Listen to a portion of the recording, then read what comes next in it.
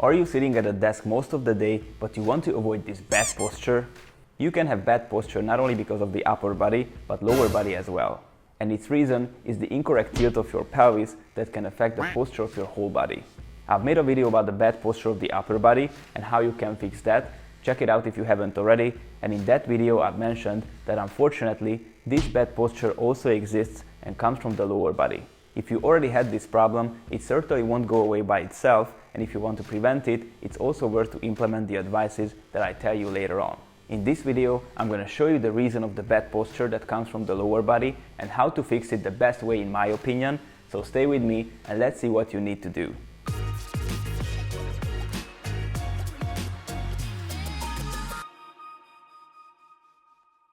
What's up guys, it's Adam from gymnasticsmethod.com. If you don't want to miss my upcoming videos, make sure to subscribe and click on the bell, and if you want to get access to all the Gymnastics Method workout programs, tutorials like planche, handstand or muscle up, nutrition guide, daily workouts and much more, click the link below and get started today. So, many people who have sedentary job are already experiencing the negative effect of it, and these consequences like the bad posture is a possible risk for all of us. From the bad posture point of view, unfortunately, sitting is one of the worst activities. Or in other words, sitting is the best activity to make your posture worse. But why? You can sit straight if you want to and pay attention to your posture. Is sitting still bad even like this? Unfortunately, yes. You'll understand why in a bit. From the intro, you already know that the main reason of the bad posture is the incorrect tilt of the pelvis. You may not have known, but in general, the tilt of your pelvis determines your posture. And if this is different than normal, that affects the structure of your whole body. If you watched my previous video and understood what I've been saying, you can recognize the similarities between the two problems. It's not a coincidence, since there are similarities for sure, and their names are also almost the same, but this one called not upper, but lower cross or crossed syndrome. For many people, both of these symptoms occur at the same time. You will see why. I think it's important to talk about these issues in details as we do now, because they can help you to recognize the connections and solve them while you actually understand the problem and not just doing some exercises because someone said so. The name of the lower cross syndrome also comes from this. If you take a look at someone with bad posture from the side, you can connect the muscles with the same properties and these lines cross each other. Since this issue is related to your lower body and not the upper body, that's why we call it lower cross or crossed syndrome. It's that simple. In case of the lower cross syndrome, we also talk about tight, shortened muscles and inactive, stretched muscles. Here, the tight and shortened muscles are the hip flexors and the lower back, and the inactive, stretched muscles are the glutes and the abs. You can see that on this picture, and if you think about it, that the tight muscles get shortened and the inactive muscles get stretched for real, then they result this ugly anterior pelvic tilt, which is not good at all. Why not? Because it can cause lower back pain, for example. Thanks to the sitting position, the hip flexors get shortened, and because of the inactive glutes, the tension gets concentrated to the lower back muscles. Basically, they need to take on the supporting role of the glutes. That's why many people have lower back pain. So in reality, the lower back muscles are the victim of this issue. They get tight and shortened because of the shortened hip flexors and inactive glutes and abs. As I've mentioned, sadly, the sitting position is one of the best situations why the lower cross syndrome can form. I know it sounds bad, especially since you're probably sitting at least 8 hours a day, but don't worry, there are solutions. But first, let's understand why does this happen. If you take a look at a person who is sitting from the side, you can see that the origin and the insertion of the hip flexors are closer to each other than in standing, so the point is that they are shorter compared to their regular length. So if we keep them in this shortened length for a long period of time, they adapt to that and will be shortened. I don't want to deep dive into anatomy, but what's important to understand here is that your main hip flexor muscles are originating on your lumbar spine and inserting on your femur. So these muscles go across your body inside, next to the inner side of your pelvis, and simply put, connect these 2 points from back to the front. If this connection is shortened, it will tilt your pelvis forward. For this, the glutes and abs can give a green light if they are inactive and stretched. This can be clearly seen in the sitting position as well. So basically, the sitting position provides all the benefits that the lower cross syndrome is looking for. If we add to these the other problems that I've talked about in the previous video, then you can see that it's really not difficult to get bad posture these days. For the upper cross syndrome, you already know the principles of the solution. I showed you some exercises too, And now, let's talk about what you can do to fix or prevent the lower cross syndrome. The goal is the same here as well.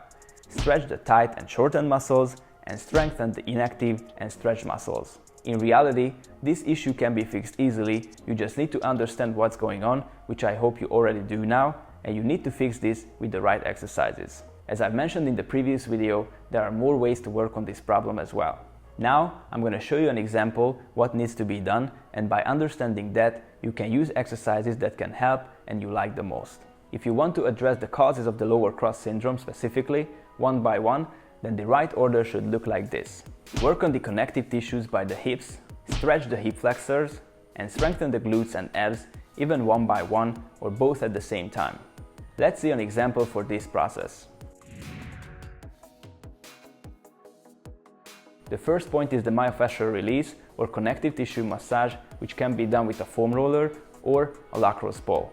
In this case, we're going to take advantage of the mechanical effect of the foam rolling and inactivate the overactive area, the hip. Since the hip flexors are taking place in the inner side of your pelvis, so they are inside your body, you can't reach them as a whole, but you can affect them at the upper third of your thighs around the insertion point. If you try this, you'll feel that it helps to release the tension there. Do 3 to 5 reps or 20 or 30 seconds hold both sides on the tightest point.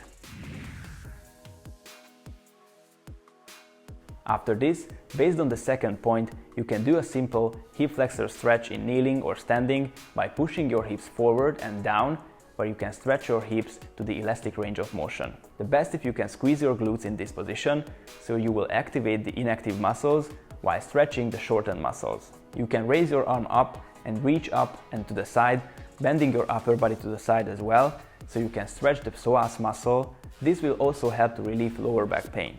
Do this stretch for 20 to 30 seconds on both sides. And finally, you can strengthen the inactive, weak muscles, the glutes and abs. For this, many trainers recommend the plank as a 2-in-1 exercise, focusing on the opposite tilt of the lower cross syndrome, so the posterior pelvic tilt. Of course, you can strengthen the glutes and abs one by one as well. It's going to be different for everyone. Some people, for example, can't even activate their glutes in certain positions. That's why special exercises may be needed. This is not a joke. Unfortunately, it can happen, and this comes from long-term sitting as well. Many people lose the conscious neuromuscular connection with their glutes. Since they sit all day, they don't use their muscles, don't exercise. I experienced this with many of my students when I had to tell them and teach them how to activate their glutes, because they couldn't do that in different exercises like the plank, push-ups or handstands, where it has an important role. A popular exercise to wake up the glutes is the back bridge, but here you really need to focus on the right execution. You don't want to overextend the lower back, since you will just make the problem worse. Instead, maintain posterior pelvic tilt and push your hip up, contracting your glutes. Supporting on your heels and using an elastic band can also help in the right implementation. I've already talked about the importance of the posterior pelvic tilt in many of my previous videos. In gymnastics and calisthenics, this is a key in many exercises. You can see that this movement in itself can help to counter the lower cross syndrome. The 3 steps I've mentioned were addressing this specific problem, but in general, working out with the right exercises can also help to prevent or fix this issue. Even using some exercises in your workout could help. In this case, the split squat is a great choice, since it stretches the hip flexors while strengthens the glutes, with even other benefits beyond these. I've made a dedicated video about it. If you haven't watched it already, take a look after this one. The other important thing I wanted to highlight in this video is that just because the hip flexors are shortened and tight, it doesn't mean they are strong. This is a huge misconception. If you think this is true, just try the seated leg raises in straddle or with closed legs. The hip flexors can be strong and flexible muscles. You need to use them the same way as the others. Don't make the mistake to neglect them. No surprise, the key here is also to train regularly, strengthen and stretch the muscles. This bad posture is also a muscle imbalance, and the main cause of it is inactivity. The glutes and abs are not used, however, they could be active and strong even using a single exercise. Will it be so hard to sustain? I don't think so. I think if the exercises are put together in a system and used the right way, your training structure and process is planned, then this problem is easily manageable. We come to the conclusion again that interestingly, doing 2-3 workouts a week and paying some attention during the day can change a lot. Yes, sitting all day is not good. I won't say it's not a problem because it really is. But if you pay attention not to sit for a long period of time, you stand up regularly, do some stretches and work out 2-3 times a week, many of your problems will disappear. If you need help with this and want to train based on a system that have already helped thousands of people, click the link below and get started today. If you become a member, you get access to all my programs, tutorials, series, daily workouts, nutrition tips, and a private group where I host live Q&As weekly and I can help you personally anytime. Thank you so much for watching. I hope you found this video helpful. If you did so, please like, share, and write a comment what do you want to see in the next videos. If you don't want to miss my upcoming videos, subscribe with notifications on and see you next week in the next video.